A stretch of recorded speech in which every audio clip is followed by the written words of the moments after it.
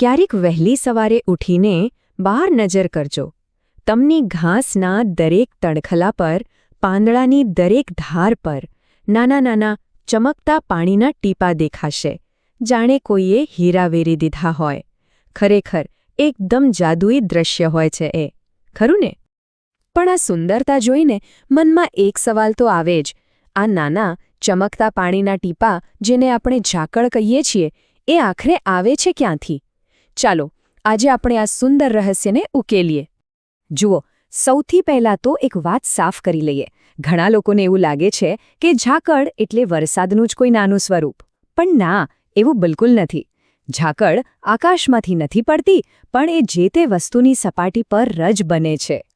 તો પછી આ પાણી આવે છે ક્યાંથી? વેલ, આ રહસ્યનો સૌથી પહેલો અને મહત્વનો હિસ્સો આપણી આસપાસની હવામાં જ છુપાયેલો છે. આપણને જે હવા સૂકી લાગે છે ને, એ ક્યારેય સંપૂર્ણ સૂકી નથી હોતી. એમાં હંમેશા પાણીનું થોડું પ્રમાણ હોય છે, જે એક અદૃશ્ય ગેસના રૂપમાં હોય છે, જેને આપણે કહીએ છીએ જળવાષ્પ.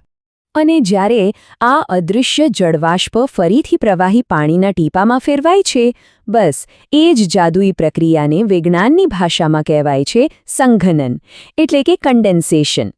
આ એક જ શબ્દ ઝાકળના જન્મ પાછળનું મુખ્ય કારણ છે. તો ચાલો હવે સમજીએ કે રાત પડતાની સાથે જ આ જાદુ થાય છે કેવી રીતે. ઝાકળ બનવા માટેનો આખો સ્ટેજ દિવસ ઢળવાની સાથે જ તૈયાર થવા લાગે છે. એક પછી એક બધી જ વસ્તુઓ બરાબર ગોઠવાતી જાય છે. આ આખી વસ્તુ છે ને, એક ચેઇન રિએક્શન જેવી છે. આખો દિવસ સૂર્ય જમીન અને છોડને ગરમ કરે છે, પણ જેવો સૂરજ આથમે, જમીન પોતાની ગરમીને પાછી અવકાશમાં ફેંકવા લાગે છે. પરિણામે જમીન અને એને અડીને આવેલી હવા બંને ઝડપથી ઠંડા પડવા લાગે છે.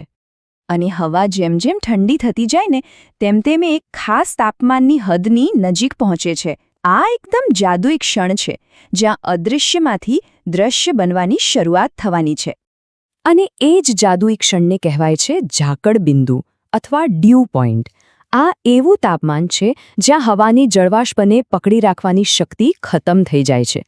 હવા જાણે કે હાર માની લે છે અને કહે છે, બસ હવે મારાથી આટલું પાણી સંભાળી શકાશે નહીં, અને તરત જ એ વધારાની વરાળને પાણીના ટીપામાં ફેરવી દે છે.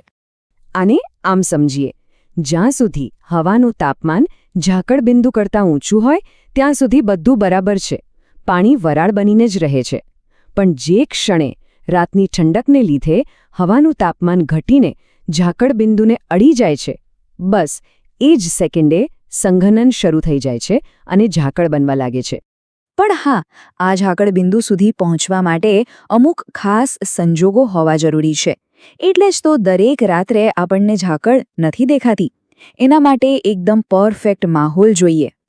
સારી ઝાકળ માટે આ 4 વસ્તુઓ બેસ્ટ છે.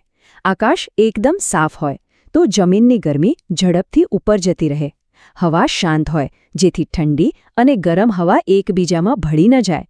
હવામાં ભેજ જેટલો વધારે એટલી ઝાકળ વધારે, અને રાત જેટલી લાંબી એટલો જ જમીનને ઠંડી થવા માટે સમય મળે.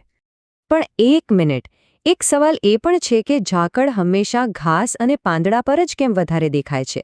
રસ્તા પર કે જમીન પર કેમ એટલી બધી નથી દેખાતી? આનું કારણ છે ને, એ એમની બનાવટમાં છુપાયેલું છે. ઘાસ અને પાંદડા એકદમ પાતળા હોય છે, એટલે એ પોતાની ગરમી ફટાફટ ગુમાવી દે છે. જે માટી કે પથ્થર જાડા હોવાથી લાંબા સમય સુધી ગરમી પકડી રાખે છે. એટલે જ ઘાસનો તાપમાન ઝાકળ બિંદુ સુધી બહુ જ જલ્દી પહોંચી જાય છે, અને તેના પર ઝાકળ સૌથી પહેલાં અને સૌથી વધુ દેખાય છે. તો આપણે એ તો સમજી ગયા કે ઝાકળ બને છે કેવી રીતે. પણ એ માત્ર સુંદર દેખાવા માટે નથી. પર્યાવરણ માટે એ પ્રકૃતિનો એક નાનકડો પણ ખૂબ જ કિંમતી ખજાનો છે. ખાસ કરીને એવા વિસ્તારોમાં જ્યાં પાણીની અછત હોય, ત્યાં તો ઝાકળ એક વરદાન જેવું છે. એ છોડને ભેજ આપે છે અને નાના જંતુઓ અને પ્રાણીઓ માટે તો જીવનદાન સમાન પાણીનો સ્ત્રોત બની જાય છે. એટલું જ નહીં, દુનિયામાં કેટલીક જગ્યાએ લોકો ઝાકળ ભેગી કરીને પીવાના પાણી તરીકે પણ વાપરે છે. તો ચાલો આ આખી વાતને એકદમ સરળ શબ્દોમાં ફરીથી સમજી લઈએ. ઝાકળ એટલે બીજું કંઈ નહીં પણ હવામાં રહેલી પાણીની વરાળ, જે રાત્રે તાપમાન ઘટીને ઝાકળ બિંદુ સુધી પહોંચે ત્યારે ઘાસ અને પાંદડા જેવી ઠંડી સપાટીઓ પર પાણીના ટીપા બનીને જમા થઈ જાય છે. બસ આટલું જ સિમ્પલ છે.